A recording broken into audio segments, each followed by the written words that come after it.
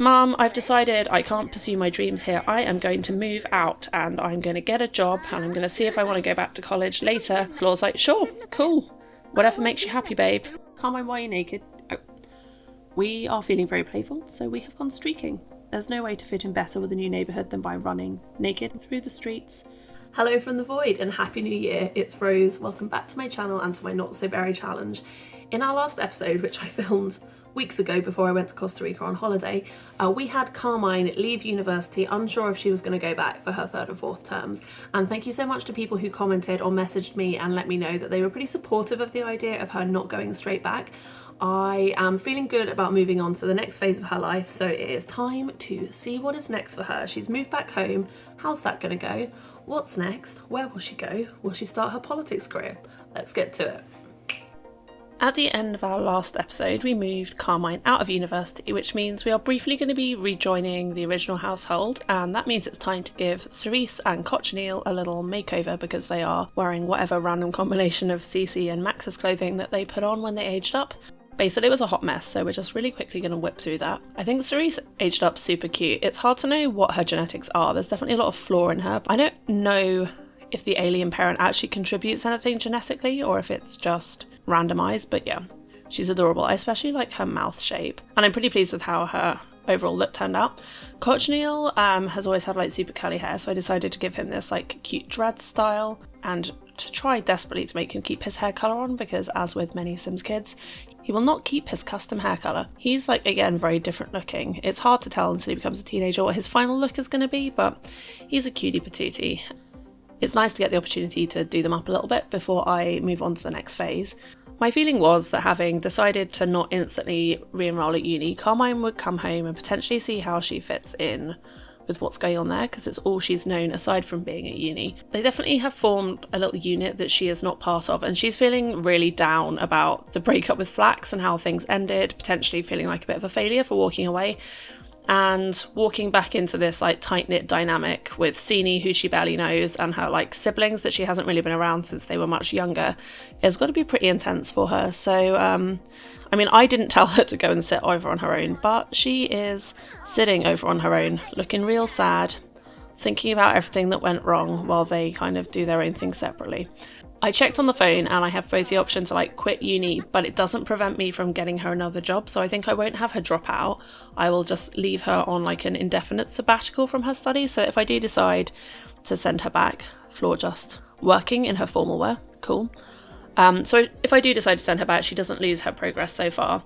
But yes, she is not in the best of places, so I figured the next day the best thing to do would be to invite over her best girls. So we've got Marigold and Genesis over.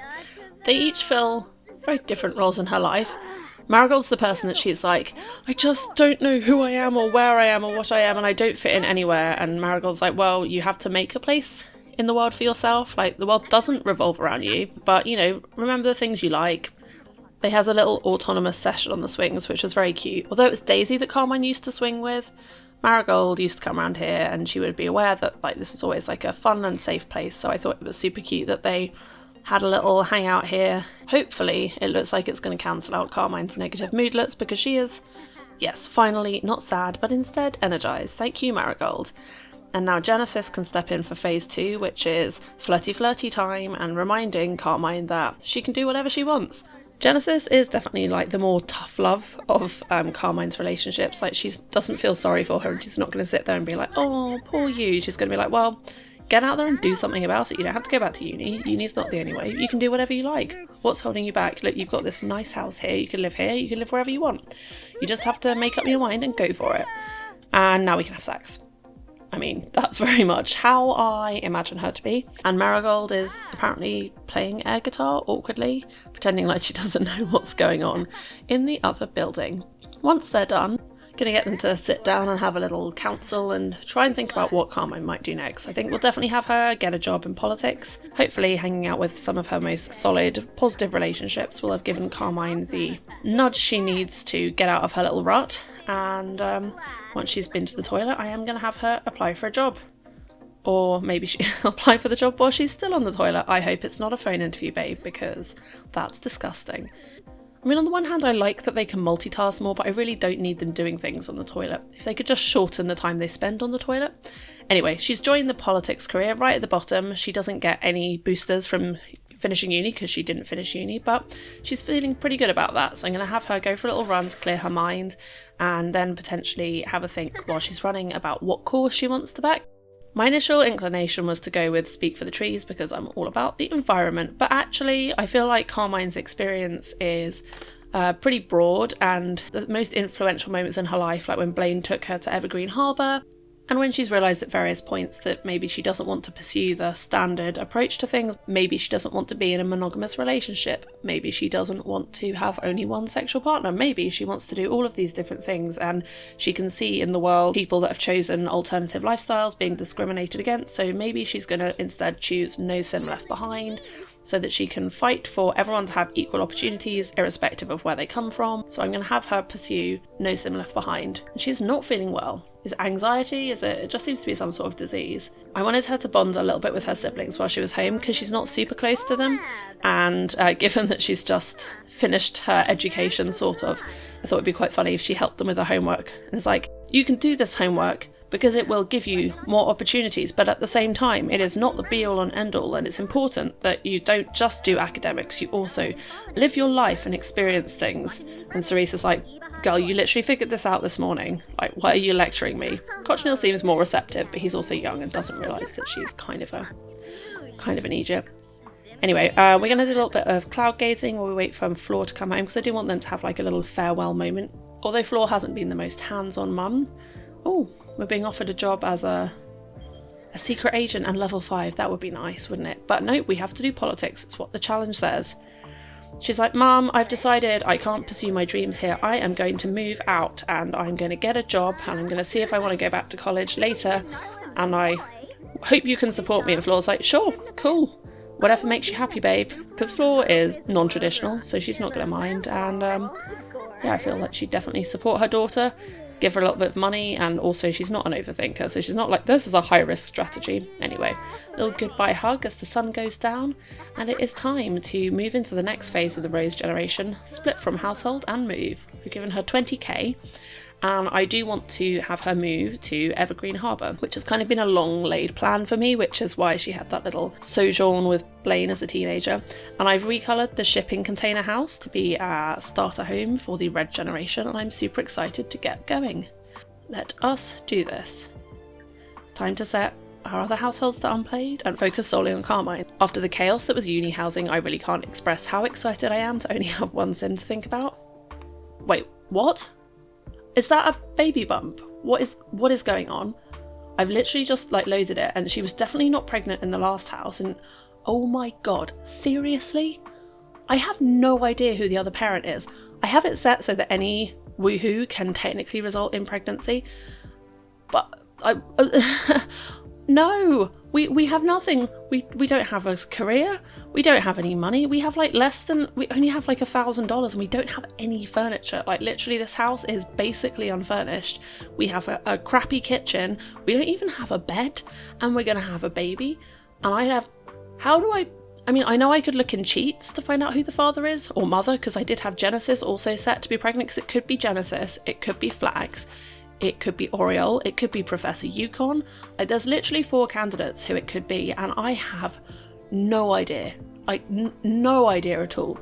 We didn't even get any of the like moodlets that generally pre-warn us. Oh, I am so in the weeds with this. This is not what I signed up for. Like, I did want her to have an unplanned pregnancy, but like in like a couple days time I was planning for it to be like at the beginning of her career, planning the unplanned. But you know, isn't that what oh wow. Well, I guess I have to buy her a bed. That's manageable, and then we'll just take things as they come, because this is our only child.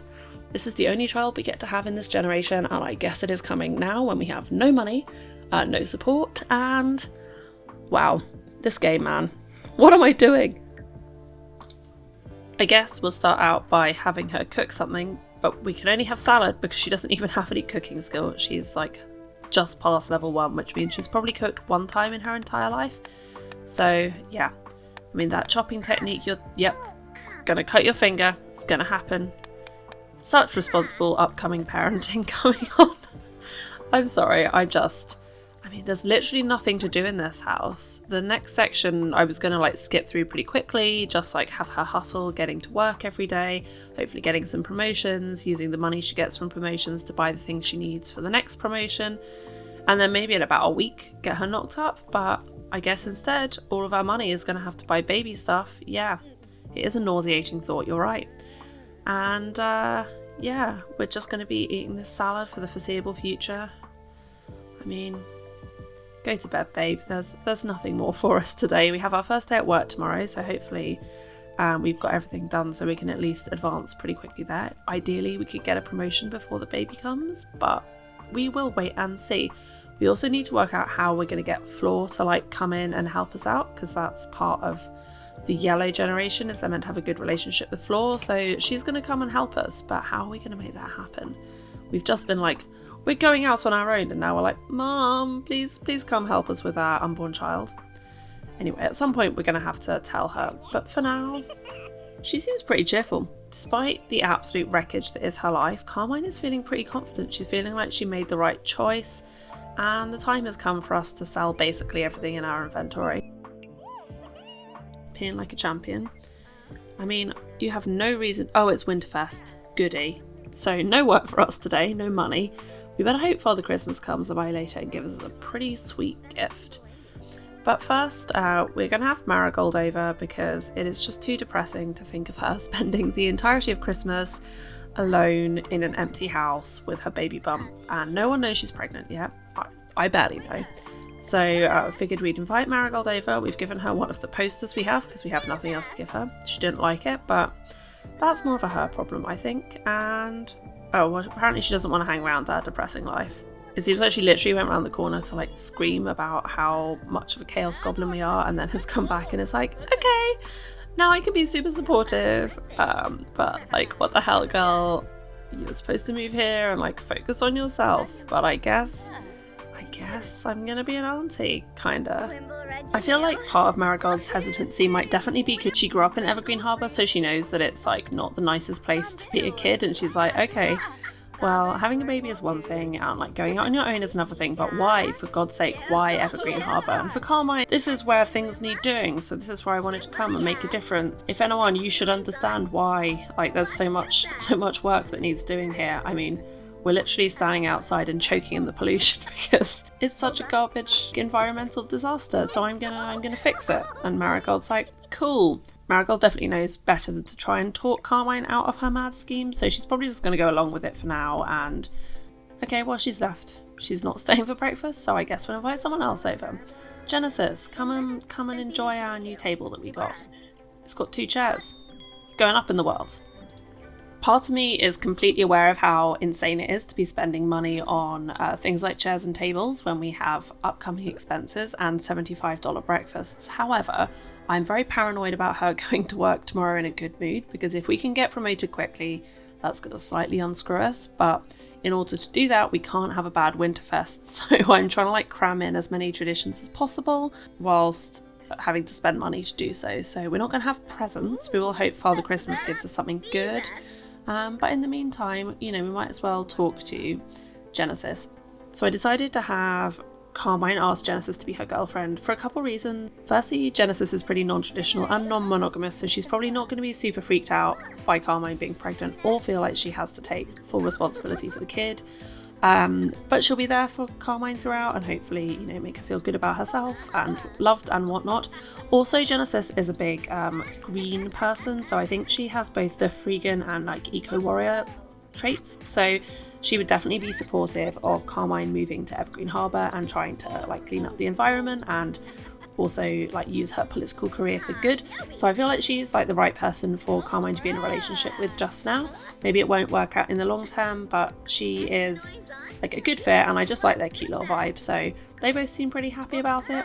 Although they do have like a bit of a weird relationship. They have full romance and like hardly any friendship, so maybe I need to try and get that green up a bit. But they have the opposites attract thing, so they're both aware that they're pretty different, but I like that for them. Having had a fancy lunch and a nice moment with Genesis, we are now going to go jump in a bin because we don't have any money or any stuff, so we're going to take advantage of the fact we're in Evergreen Harbour where there's some like dumpster diving opportunities, and we are going to take our pregnant arse into the garbage in front of our new neighbours and hope we get something good. Honestly, it is squeaky bum time. We need some money. Oh, we got some dye. That's not ideal. It's not worth very much. In you go again, love. And we got $9 the second time. I mean, not what I was hoping for. One time I found a full-on TV in there. Crimson's turned up with an acoustic guitar, which honestly is something he should probably have asked about. No one really likes someone that turns up with an acoustic guitar, and I think possibly we bathed on our porch and Genesis is cleaning it up, which proves that we chose wisely. Let's invite Crimson in and see what he wants. Maybe we can tell him about the baby, see if him and Daisy have got any news. I always thought they would have a kid first, but Carmine doesn't like to be beaten, so I guess that's what she's gone for. I'm having a baby in Crimson's sight. Wow, cool. In this place, love that for you. And the neighbourhood, like, scheme lady has come over. Is just sitting in our chair, rude. Carmine, why are you naked? Oh. We are feeling very playful, so we have gone streaking. There's no way to fit in better with a new neighbourhood than by running, naked and pregnant, through the streets. I did stop her because I spotted a harvestable, so I was like, okay, enough nudity, calm yourself down, get yourself some soy wax, that'll net us a sweet $16, but you know what, beggars can't be choosers, and pregnant beggars definitely can't be choosers. But if we could beg Santa for a good present, that would be ideal. I don't think he ever gives out just cash, but you know, I don't want to flirt with him. Our life is complicated enough without having a hot moment with Santa Claus, so if you could just give us that present, please, and then not comment on the fact that we don't have any outdoor lighting, so it's almost impossible to see what's going on. She seems pretty excited. She's giving us a heart. What do we get? Whoa, it's a brand spanking... Oh, it's a big painting. The Jazz Cats one. Oh, now that sucks, because I really like this painting, so I kind of want to keep it. And of course, the sensible thing would be to sell it, but this feels more grindy, less cheaty. Why am I like this? Why do I do this to myself? Alright, well, Carmine's back in bed, hopefully getting some good rest and heading into work in a good mood, although we've got an hour left and she still needs to pee and eat, so possibly not as prepared as I was hoping. Anyway, also my game is quite laggy, so I probably need to reboot it. And that is a very, very pink suit that you are wearing, my darling. Off you go to your first day, where apparently we can fight the power, which is pretty cool, or make connections. But for now I think we're going to work hard and we are going to cross our fingers that hopefully, yes, we are in line for a promotion. Nicely done. We are now a social justice worker. We still have the ugly ass suit and the horrible choking pollution, but you know, we are on the right path. We've got a couple things done, considering the massive spanner in the works. We are, we got promoted, we added a girlfriend this episode, and I think this feels as good a moment as any to stop with our heavily pregnant heroine protesting in the smog of Evergreen Harbour that no sim should be left behind.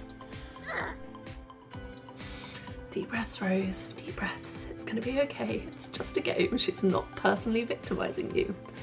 This is meant to be a new start episode, and I guess we did get a new start. We got a new house, we got a new neighbourhood, we got a new job, we got a new girlfriend, we got a new baby. I did not want that. Wasn't expecting that. There is like a 5% failure ratio for the contraception mod I used, and I have never been got by it before, so of course it would be in this save. Of course it would be Floor's daughter who, in an attempt to live up and possibly overtake her mother's chaos, decided just to shoot me with a baby straight off the bat. Anyway, we're going to roll with it. We're going to see what happens. I am curious to know, do you think it's going to be a boy or a girl? I kind of have a name picked out for either gender, so I'm looking forward to that at least. But yeah, were you surprised? Are you excited to see what's next for Carmine? Please leave me a comment. Reassure me that my game isn't just insane. You all have this happen too, right? Anyway, thank you so much for watching. Thank you so much for the love, for the likes, for the comments. I really appreciate it. Hit that little thumbs up button. Maybe subscribe if you want more of this emotional breakdown. And I will see you in the next episode. Bye!